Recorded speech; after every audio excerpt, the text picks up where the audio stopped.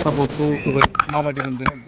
मोजां मोनदों कनफिडेन्ट मोनदों देरहागोनखौ माबायदि बुंनो हायो? देरहागोनाथ' 100% बाहाय खुनु डाउट खालामनांगौ गैया आंनि क'क्राझार समस्तियावथ' ST आव देरहागोना 100%।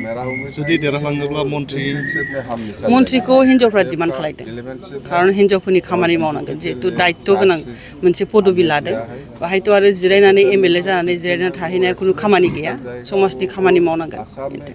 साननैसो सिगां जिहेतु नोंथाङा दाब दाब जायगायाव माबायदि रायजो राजानि अनसायनाया बिराद माने साननायनिख्रुइ बांसिन अनसायदों ओंखायनो माने कनफिडेन्ट बयबो आशीर्बाद होदों बोराय बुरि सेंग्रा सिख्ला गथ' गथाय बयबो आशीर्बाद होदों जोंनि स्पेसियेलि बर' मानसिफ्रा बिराद अननायखौ आं नुदों बर' मानसिनि सरकारखौ फैगोन होननानै आसा दं 100% फैखागोन गभर्नमेन्ट दानायावथ' जेनेबा जों 11 देरहाजोबखाबाय ओमफ्राय बाखि बिसिनाबो BJP-नाबो देरहागोन 15थायाव